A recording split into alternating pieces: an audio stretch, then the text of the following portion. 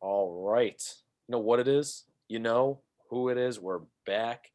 Episode 11 of the Fight Cast. Hopefully, you guys got that all figured out because I cleaned up everything last time we posted. And I hope you guys enjoyed your week. It was a fightless week for boxing and UFC. There wasn't anything Well, going there were on there was a shitload of fights, but for boxing. that's it. Yeah, I mean, there was like 20 fights, but like no names.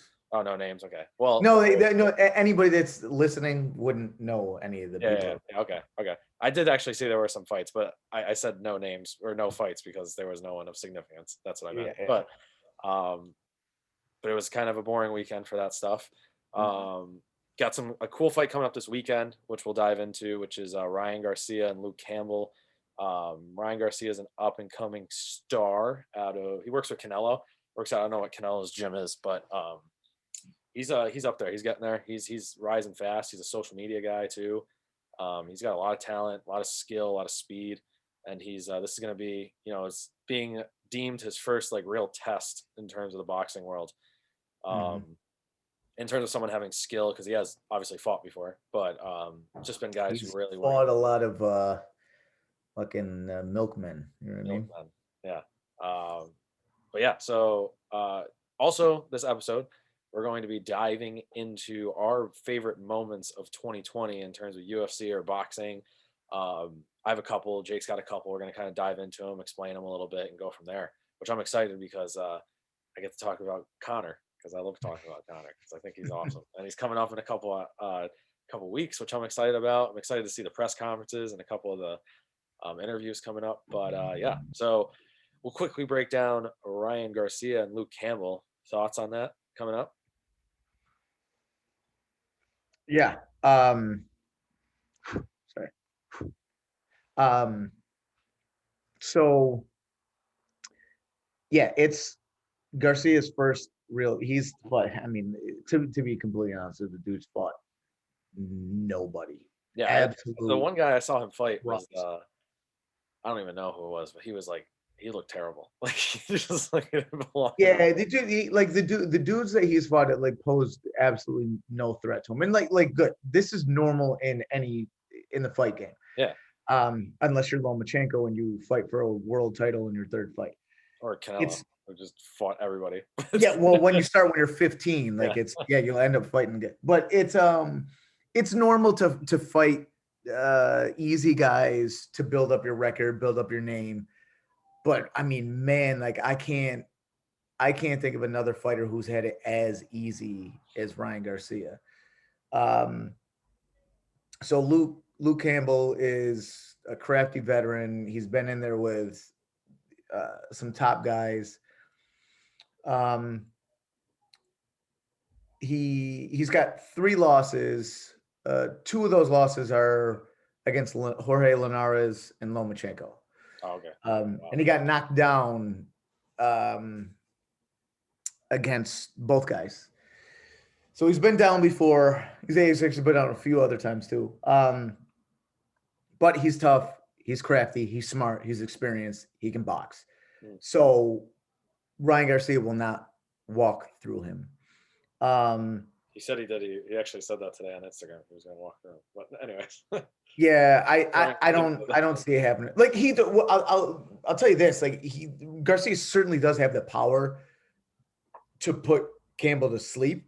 Mhm.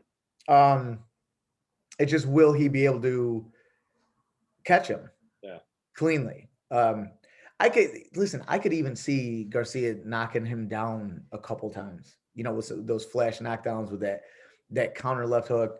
Um, but I think Luke Campbell is just a little too. It's such a step up for Garcia that I think he's going to get in there and be a little surprised at how difficult it is, how much more difficult than he thought it would be. mhm. So I think that's going to make for an interesting fight. I actually was telling someone earlier the way I can see it going is Garcia like winning the first 3-4 rounds. Maybe he even does get a flash knockdown in the third or fourth round. Campbell gets back up from it, and then Campbell wins those important rounds, Mhm. like 5-7. 9 and 10. You know what I mean? I could see that.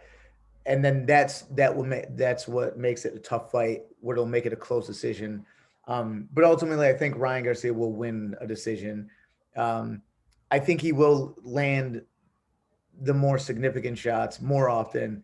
Like I said, I could see him knocking him down once, twice. I wouldn't be surprised if he gets a knockout, but I see it going to decision. And I'm not picking Garcia because of Garcia, because he hasn't fought anyone yet. Yeah. I'm picking Garcia because of his camp, because of Reynoso, because of Eddie Reynoso. That's why I'm picking him in this fight. Yeah. But I think that after Garcia gets through this fight, wins this fight because of his camp, the people he has around him, that Garcia, the fighter alone, will be prepared enough to fight guys at that level. You see what I'm saying? Yeah, I mean, he's talking about, he's throwing out Davis and he's not ready for that yet. And like he's not ready for that. Yeah, I know he's not. And like I think he's talking about it too much. And like I feel like the problem is I feel like he's a big enough name where like they would make that happen, but I don't think he'd want that yet, because I don't think he could stand toe to toe with those guys yet. He says he wants to knock Davis out, like that's his goal. Like that's kind of his. I don't know if that's his long-term goal or if that's his goal, but he was saying like, so I keep saying, he's like, I'm gonna walk through Luke Campbell and then I'm going to Davis and then I'm gonna go Lopez, and like I think he's good. I've never, I can't say whether he's a stud yet, but I know he's got like star potential. Like he's got everything. He's got all the tools. He's got a good-looking dude. He's fast. He's got like skill, and like he's young. So I think that he's got it. It's just, do you think do you see a chance in which he could? I mean, obviously there's puncher's chance, but like, do you see a way in which he loses this fight at all? Like, or is this kind of like more of like a stepping stone for him? No, I mean, so here's the thing. So on one hand, again, Garcia, the fighter, just him alone, I could see him getting frustrated when he realized he can't walk through Luke Campbell, right? But when that moment does come where Campbell wins a couple rounds and he does it, I don't even think he's going to have to hit Garcia with anything significant, but I think Garcia not being able to showcase what he wants to showcase could frustrate him. Yeah. But on the other hand, I think having Eddie Reynoso and being around Canelo, being around these pros, will put his mind, it'll get him mentally ready for that moment that comes when he realizes he can't showcase his talent the way that he wanted to. I think there will come a moment in the fight when Ryan Garcia, the fighter alone, realized that what he thought he was going to do, he can't do. He'll go back to the corner and Reynoso will instruct him on what he needs to do differently to win the fight. That's what I think will happen. And I think when that moment happens, that's the exact moment when Ryan Garcia, the fighter, becomes ready for Tank. And that's better. That's a better explanation. That makes a lot more sense to me. But that's a cool way to talk about that or think about that, because that's I think that a lot of those fighters need that. They need that thing early to like tell them that. And the ones who don't get it, they don't. You end up getting like a Tony Ferguson or like an Adrian Broner who like don't listen to anybody, and then they just try to like do it on their own, or they don't listen or change their style. Like that's exactly what happened to Tony Ferguson, and like he's like at the tail end of his career now, but like he didn't listen. And there was like times when he should have changed his style or changed his training. But like Ryan Garcia, I think he's, like you said, he hasn't been challenged yet. He hasn't been put in the face of like actual danger. And it's a lot easier to show off speed and that flashiness when you don't have to worry about what's coming on the other end, Yeah. And now that like he's, I think he's gonna win.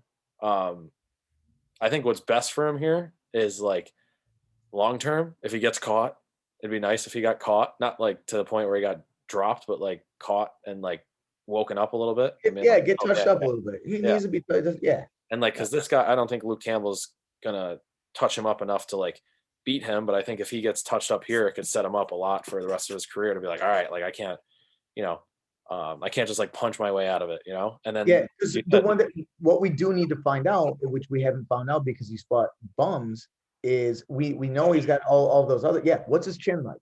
Yeah. Right. Can he take a punch? Because if he's talking about going against Tank and Tio, you got to be able to take a punch. You gotta be You able got to be able to. to. So we need to know, and he needs to know that. Mhm. He needs to get touched up to know, like, okay, I can take a shot that I don't see coming, every now and then, and not worry about fucking just falling asleep. Yeah. So he's got to know that too. Yeah. And like you said, I think, like I said, I think that's a really cool take on the coach. And like that's definitely something I never really even thought about, but that's like a unique take to think about in terms of like a fighter, is like letting his coach actually like do his job, and like having to almost, and not having that choice of just like stepping above your opponent like physically. Like obviously he can, but like, getting out there and really realizing like, yeah, I don't know what to do next because I've tried my Yeah. tricks, or like my tricks aren't working, and like, that's, I was talking to someone earlier about like athletics, and the guy that we were talking about, he's a 6'9" player, he's a basketball player, he's 6'9", has skill, but like he's never really had to work for it. So like, and when he was younger, he was taller, he was just more gifted. But then it's like when you get to that 6'9", like when you get to the league and you're 6'9", it's like so is everybody else. Yeah. And it's like it's not that skill anymore. It's like the extra Right. shit that you have. So like, it's important to have those moments. But that's, this will be a defining fight for him. We'll kind of set him up for the rest of what's going to be coming for him. And I think he's got a huge future ahead of him Yeah. if he does it right. And it again, it's not like Reynoso is going to have to tell him something that is like brand new during the Oh yeah. fight. They've obviously worked on stuff in camp.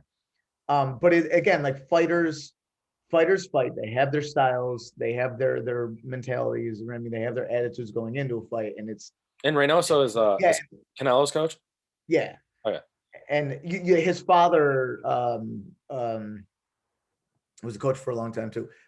So it's like there's a lot of boxing knowledge around Garcia, right? And so it's when I say like, oh, he's going to instruct him, like, yeah, he's not going to tell him something new, but he's just going to remind him, this is what we worked on. We worked on this thing for a reason. Let's get back to what He's we doing the worked on. coach's job. That's what. Yeah, exactly. There's a reason why we fucking go to the gym, man. There's a reason why we train, right? Yeah. I mean, Yeah. Cool. All right. So we're picking. I think we're both picking Garcia. You. yeah, I got a Garcia decision. Split, unanimous. You think he's gonna win all the way? I think it'll be a unanimous decision because I think he'll land enough significant shots to make it go his way. Cool. Yeah, I agree. I think Garcia is gonna win. I think it'll be a unanimous decision. And we'll see from there. Like I said, I think that this is gonna set up a lot of cool stuff going forward in that division as well. And then 2021 is gonna be exciting. I hope there's a lot of cool stuff coming up. Be excited to talk about in the next couple of weeks. But yeah, so we'll move into this part 2. So we got our favorite moments of the year, which I'm pretty excited about talking about because I've really dived deep into it this year. I've always been a fan, but like this year having this podcast with you and like being a little bit more involved with it myself in the boxing and Muay Thai and Jiu-Jitsu, and like I've really kind of dove a little bit deeper into like the fighters and the stories and like the storylines and watching people from like point A to point B. So I've seen a lot of growth like watching the guys this year, but also in like my understanding of it, and it's been a lot more. I say that to say that it's been a lot more enjoyable to like break down moments of the year. But I had, we each picked a couple. I wrote down a list, and I was just going to go over a couple of my favorites. You want to start? You want me to start? Yeah, I'll go. All right, I'll cool. go. Yeah. So the first one that comes to mind is definitely Tio's win over Loma. I picked Loma to win that fight. I picked him to win that fight by TKO. I think that was Jake's only wrong fight so far. Yeah. And to be honest, it looked like it was going that way. That 11th round, I thought it was gonna go, but it was very interesting because, like obviously it was significant because it changed the landscape of that 135-pound division. It was significant because a lot of fans that hated Loma for some reason, I don't know why anyone would hate Loma. Hate greatness.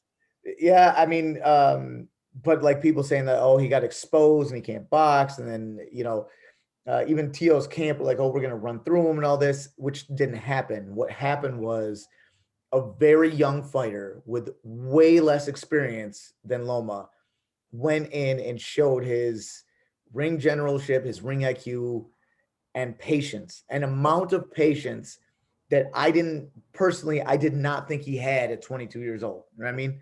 I thought that was amazing.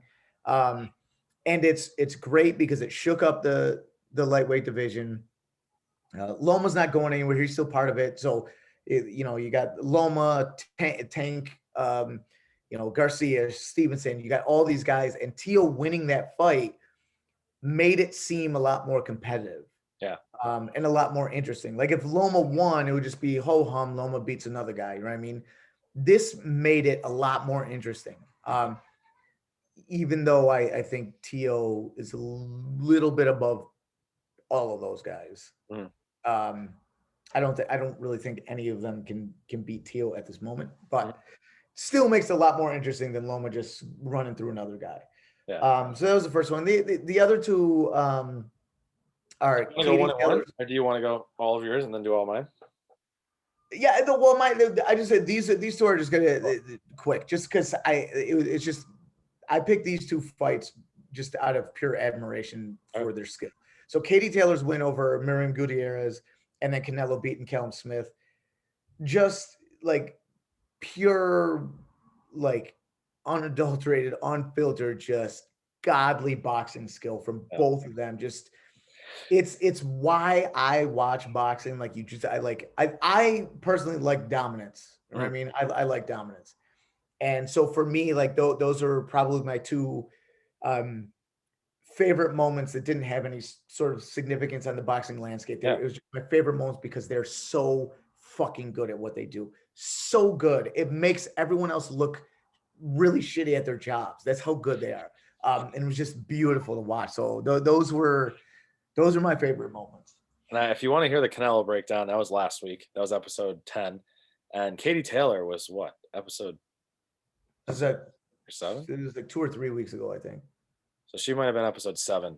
But if you want to listen to those specific breakdowns of those fights, head over to those episodes. But Canelo is definitely one of my favorites. I didn't write him down because it was recent, and it was I probably should have wrote that because I loved watching him fight. But my favorite moments, I should say. I'll start with number one. Was the beginning of the year. It's McGregor Cerrone. I love watching Connor. I think that he's beyond skilled, and obviously, like watching him is just fun. And like he brings it in the press conferences. He brings it in the interviews. He's always got something to say to like build up the fight. And this was a cool fight because this was a fight that was like in the making, and like this should have happened like a few years ago. And him and Cerrone have had a couple back and forths, and like they've been in the same division, but they haven't fought each other. And then they were supposed to fight each other, and then it fell through.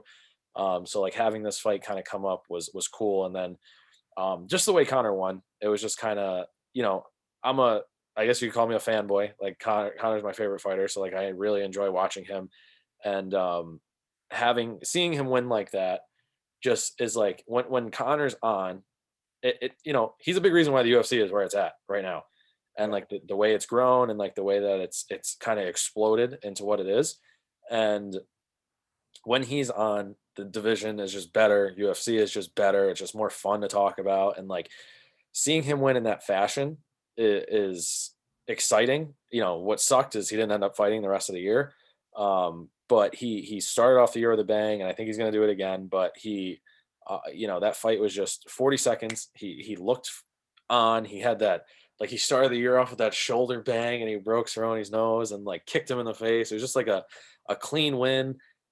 His press conference after, like the fight was just memorable as always. He's just calling everybody out and just being who he normally is. And like I said, the division is just fun, and UFC is just more fun when like he's on.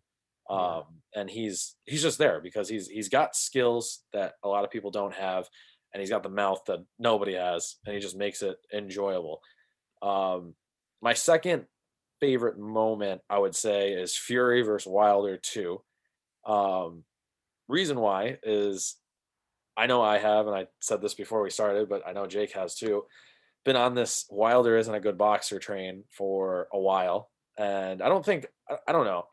I feel as though people don't actually think Wilder was a good boxer, but they either didn't know enough or they just were going off his past fights that he is a better boxer or a good boxer, because there wasn't really anything to say that he wasn't, besides his, if you look at his record. Um, but like you could see it, and like Fury's story. I was actually listening to a lot of Fury the other day. He was on the Rogan podcast and he was talking about like his depression and like his whole come up from like beating Klitschko and then kind of just like falling off. And he talked a little bit about the Klitschko fight and like post Klitschko fight, and then how he went into like the severe depression, almost tried to kill himself, and then like he came up and like went from there and ended up fighting Wilder and beating him. The first time he got knocked down, and it was a tie, and the second time he won. But he was talking about Klitschko, and he was saying that when he beat Klitschko, and I went back and watched that fight because I never watched it, and like he like shut Klitschko down and like just dominated him. Yeah. And like when he won that fight, it was something that a lot of people weren't expecting. And he, like I said, he dominated. I didn't. Yeah. For one, because I was a huge Klitschko guy. I Mm. still think Vladimir Klitschko is one of the great heavyweights of all time. I still believe that. When that fight took, I remember thinking like, bro, this guy's gonna walk through this fat motherfucker. Yeah. You know what I mean? Like that. I remember saying that, man. And then he won. I was like, what? No, what just happened, bro? Yeah. And like, Who is this guy? and that's what they were talking. And like, he came up, he had the skill, and then like, so I guess he was at a spot where after that fight, that was kind of like his peak. And he was talking about it, and he was saying how like that was like he made it, and then he got like depressed, and he was into that going into that fight. He was like, I don't want to box anymore, kind of. And then he wanted to fight someone else, but the Klitschko camp didn't think he was going to win. So they put in like a clause that there was like if he won, it was an automatic rematch. But then they said that if he wanted to fight someone else, he'd have to give up the belt. I forgot the exact clause that they put in, but he was saying like he was in a lose-lose situation. He was either going to have to fight Klitschko again, and he didn't really want to, or he was going to have to give up the belt he just won to fight again. And he didn't, like, he was like, I won the belt. I didn't really want to fight anybody else. So then like they took the belt, and right at the same time, he got in trouble for a drug test. Like he failed a drug test or failed some type of test at that time. And they were going to give him a 12-year ban from boxing, which was basically life. He was like, that was the rest of my career if I got banned. And he fell into a depression, like dealing with all that stuff, which took like 3 years. And then he gained a ton of weight because I don't know if anybody who does remember, like there was a couple pictures that were floating around of him before the Wilder fight where he was big and he like just wasn't in shape. Yeah, he got up to like 400 pounds. Yeah. And he was saying he was like at a Halloween party and he was in like a skeleton suit because that was his costume. And he was talking about like the irony of being like a skeleton in his body and like breaking it down. And then he said he came home one night and he told his wife, he's like, that's it, I'm going to be like the world champion. And his wife was like, oh, you've been saying that for fucking like 2 years now. That's not going to happen. But like, she ended up saying she knew, who cared, who knows, she probably didn't believe him anyways, but like she was like, that night I knew it was different and I knew he was going to do it again. But then he started training. He ended up working really hard, getting back into camp, fighting, getting the Wilder fight, and then winning. So just that whole breakdown of like really winning twice. Really, yeah, really, honestly, like he should have won. The only reason he didn't was because of the knockdown. But like, that second fight was just like clear dominance, knocked Wilder down like 3 times, finished the fight, became the world champion. And like, again, it's like one of those things where boxing's always fun when like the heavyweights are good, Yeah. like, and it's always just fun to see like the big dude just crushing people. Or like even Fury wasn't crushing people. He's just like a boxer. He's like a legit boxer. And like, like you said with Canelo, like when you see people like Fury, you see people like Canelo, Katie Taylor, guys who are just like a step above everybody and like are actually good at the sport that they're supposed to be in and not just flailers and swinging their fists like clubs, is like, it's fun to see. And like watching Fury beat Wilder and kind of really almost put an end to him, because I don't know what's going to happen next with him, but like it was just good. It was just cool to see and kind of see him, especially after like I said, I knew a part of his story because they talked about it before, but then like actually after I dove in, this turned into one of my moments after like last week when I listened to the stuff about him, just because it's crazy. He talked about a story where he was driving his car in England or wherever he was at the time, and he was about to drive off a bridge, and like he was 100 miles an hour in the car, like going.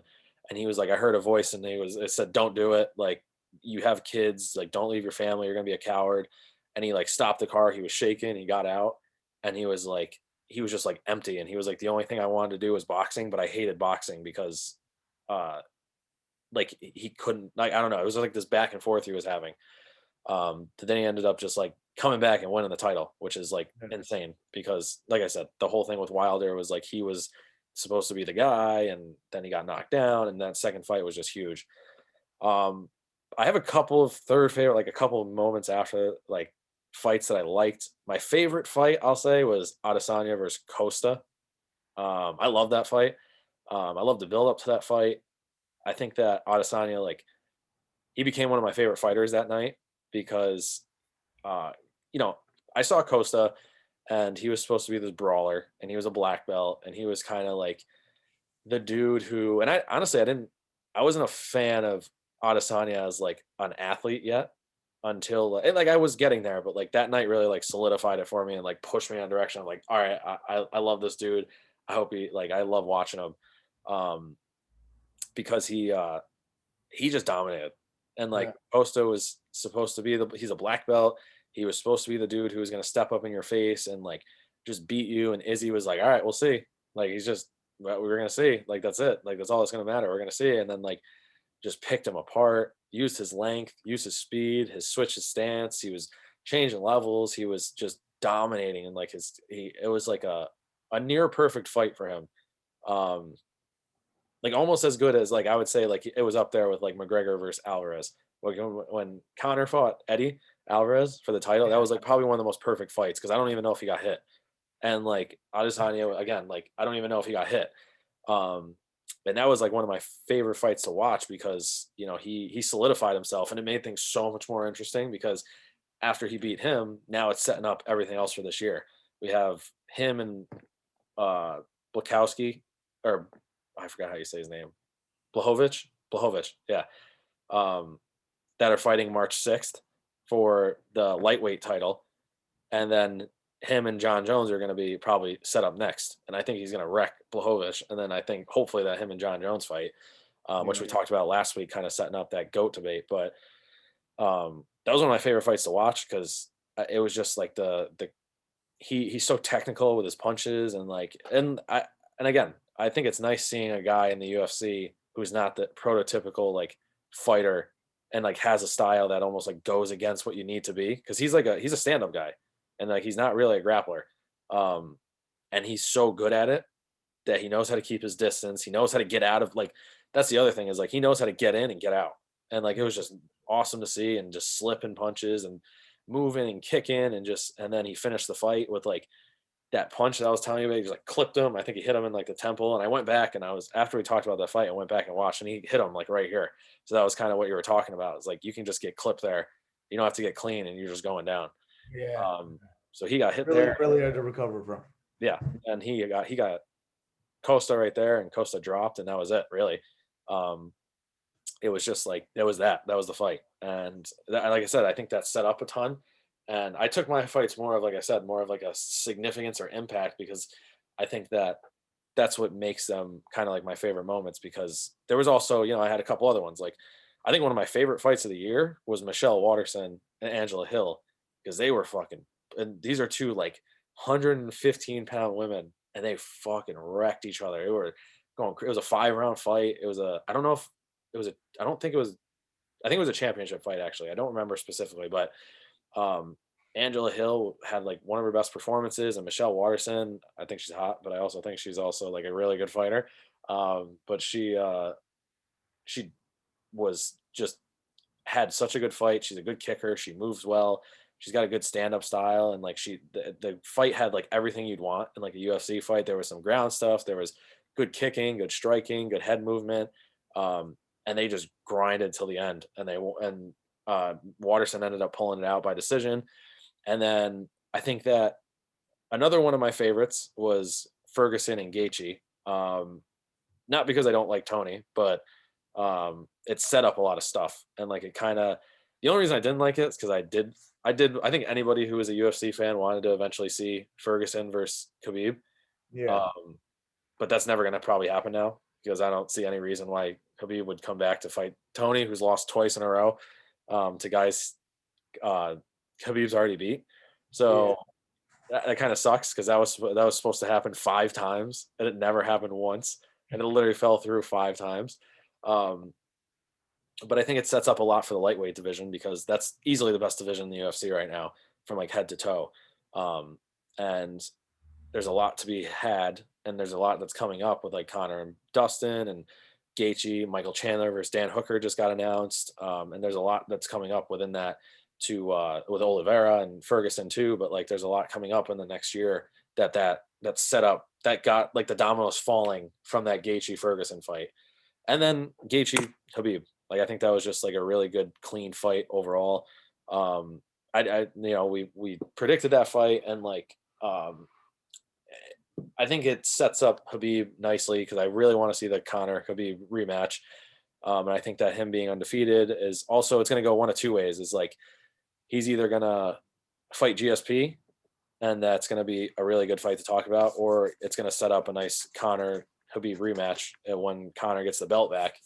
And I think it's going to be good. But I think all of those just had really big impacts on the air, and they were all just overall just like good grinding fights that showed a lot of like the stuff you want to see. Like I said, Canelo and Katie Taylor are people like they're just a step above, probably 2 or 3 steps above everybody else, and like seeing them is different. And like these UFC fights are the same thing. Like Adesanya, he's just like right now until proven wrong, he's undefeated. Like he's 2 steps ahead of everybody. He's just better. He's a better striker. He's a better kicker. He's a better mover. Connor, same thing. Obviously he lost to Habib, but I still think he's like a step ahead of everybody. And then just the other fights, they're coming through. They're providing good like entertainment, and they had good relevance that's coming down the pipeline. Yeah. And then one of my other favorite fights, because I like Derek Lewis. I like watching Derek Lewis, but he fought Alexei Olenek, or Alexander Olenek, who's like a grappler. He's known to be a grappler, and he kind of like out grappled this dude, and then knocked him out cold. Just knocked him out cold, and then I think that was the night that wasn't the my balls are hot night, but that was the night he was on the UFC stream, and they like they started the interview, and he was like, yo, I gotta take a shit, and then they came back, and he was like, oh, you can't do that now. He's like, oh shit, is this live? And they were like, yeah. He's like, oh, my bad. But he's just a funny dude. But like he's won like 2 or 3 fights that like you just wouldn't expect that dude to win, and they're just by like the most there's weird ways that he wins. And like I said, he's just a grappler who kind of like out grappled a black belt, and he's like a blue belt, and then he just like he's knocked him out cold, just dropped him, and it was a good fight. Was there anything, I'm trying to see, was there anything of the year that kind of like disappointed you, or anything that was like you were looking forward to that was kind of like, ugh, that kind of sucked? Or Um, it's kind of a little spiral. We weren't planning on talking about this, but it just kind of I popped in mean, my head. it was. I mean, I guess it was disappointing that. I mean, the whole pandemic thing was a disappointment for I got fights because it delayed a lot of really good fights. I mean, we did end up like Lopez Lomo was supposed to happen back in May. Um, Canelo was supposed to fight back in May. That led to like the whole contract dispute and him getting. So there's a lot of stuff that didn't happen due to the pandemic. So I mean, probably that. As far as an actual fight though, like, what's yeah, it was just disappointing on one of the ones we just did in like the past month or so with Devin Haney. Oh yeah. In Yorioka's game, boy, this dude Devin Haney went out there and did nothing, a whole lot of nothing. That was disappointing. Yeah. For a guy that's supposed to be a young superstar and he's trying to put his name out there for one of the best lightweights, it's like you go out there with a 38-year-old man with no legs, like literally the guy Gamboa's out there on 2 nubs, like Lieutenant Dan, Mhm. and you can't put him out. You know what I mean? Like that was disappointing. And it's like I don't even know. I can't even say that he tried either. So I don't even know. Like it's hard. It was so disappointing because you couldn't even tell if it was his lack of power or his lack of effort to try to actually get him out of there. Yeah. So yeah, I mean that as far as just a fight is concerned, I think that was the most disappointing thing I've seen all year was Devin Haney and Gamboa. Yeah. Yeah, I would say the same thing. I think for me, disappointment was the pandemic because there was the same thing with UFC. There was supposed to be a bunch of fights, especially towards the end of the year, that were supposed to be huge. They're going to happen in 2021, but like there was supposed to be some, good just matchups throughout that were going to be landscape changing. And I wish I got to see Connor fight more, but he didn't. But there was a lot. There was that, and I think that like fight wise disappointment. I think that early on, and I think it's why he got cut. Adesanya versus Romero was like a huge one because like Romero like wasn't doing anything, and they both like and Adesanya wasn't doing anything because of Romero, and like they both were just like there was points in that fight where they were just like literally staring there, like sitting there staring at each other and not punching. And like I said, I think that's why Romero ended up getting cut. Um, Other than that, I would say that I think the disappointment for me is that Connor didn't fight more. Yeah. Just because, like I said, it's just it's way more interesting when he's involved, and I think they need to get that for the other things to be set up. Like I think that another thing is Nate Diaz didn't fight this year. I wish I saw him. I wish he fought this year because I think I enjoy watching him as well. I was disappointed about, and I know he was supposed to set up a couple fights, and either him and Masvidal were supposed to fight, um, and him and what's his face, Usman. Wait, didn't they fight already? Yeah, last year, but they were supposed to because No, they're supposed to have a rematch. yeah, well, I was hoping they Oh, would because that fight got called off early and it shouldn't have because they said well, yeah, because yeah, I forget. But they said Diaz was cut, and like he's Yeah, cut. If the wind blows the wrong way, he gets cut. And he's yeah, like bleeding. yeah. And like so they He walks into the fight's cut. yeah, yeah, seriously. And like he Yeah. said that too. He was like I watched an interview not too long ago about it, and he was calling out Dana because he was like, fuck Dana. He's like, how many fights has Dana been in? He's like, he doesn't know what the hell bleeding is. He's like, I know I was fine. And he's like, I was just picking up. And that's what the exactly is like the thing that everyone was saying. It was like Nate Diaz was picking up in the third round. And I think he did it on purpose for the fourth and fifth round. He was gonna come out. And like he almost caught Masvidal in a like a leg lock. And then he like just sneaked out right before the end of the round. But I really think Nate would have won that fight. And I don't think Masvidal is that good. I think he's okay, but I don't think he's that good. And he was a journeyman for a while. Yeah, everyone like points to like, oh, it's his boxing. Dude, let me tell you this.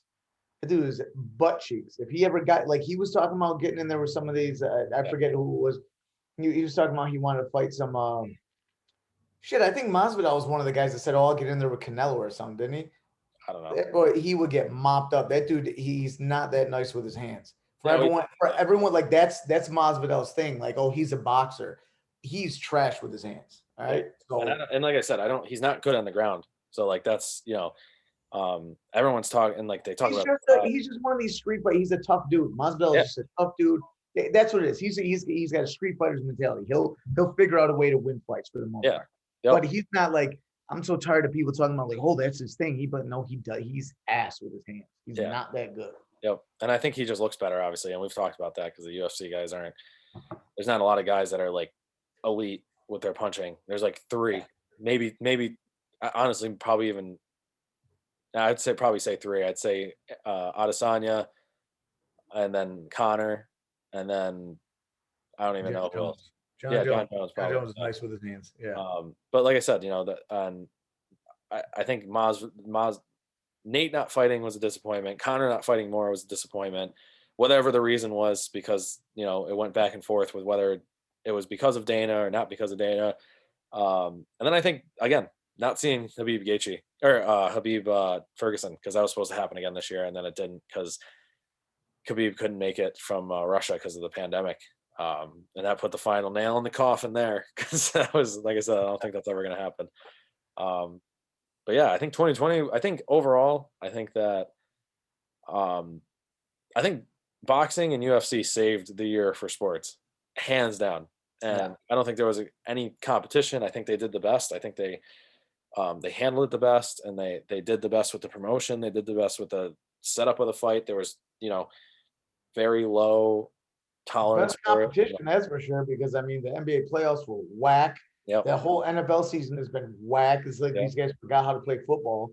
Yeah. And I mean, like, yeah, competition wise too, like, fighting has been the thing And to watch. I think they honestly, I think that it because of this pandemic, it put boxing and UFC in a way better spot because they handled it so well. And I think that it'll continue to take off in the coming months and this upcoming year as long as they keep up with it. But I think that they already put themselves in a position where a lot of people are now tuning in even more, uh, Yeah. just for the simple fact that they were able to do it. And like I said, I think for 3 months the only thing that was on was UFC and Yeah. boxing. So I think that they really saved the year. I think there was a lot of good entertainment, a lot of good fights, a lot of good just back and forth within boxing and UFC. And I think that's, like I said, I think it's just going to build on it this upcoming year because I think they both did a really good job. So 2020 was officially over 2 days. Yeah. It was cool. We started the podcast, the Fight Cast in 2020, carry this shit over into 2021. Is there anything Immortals left? Boxing was established in Los Angeles, California in 2020. Yeah. BG Perform. I left the old stomping grounds of where I was at and started my own shit. And Yep. eventually gonna be getting in shit with this guy in LA. And it's gonna be a good year. But anything else we gotta touch on before? No, man, fucking leave this garbage ass year where it belongs. Yeah, In the it's past. in the past. All right. If you guys have any questions or comments, just to kind of review, actually, Ryan Garcia, unanimous decision this weekend on Saturday on DAZN, or DAZN, sorry, DAZN, I think it's called. The And I think it's at 8 or 7. Is it here? It's in Vegas? It's I think they're fighting in LA, I think. Okay, so I it's don't know, probably, but they are fighting on the West Coast, yeah. So it'll be later. yeah. So any thoughts or comments on that stuff? Let us know your best moments of the year or the things that you guys enjoyed the most. And we will see you guys next year. Peace.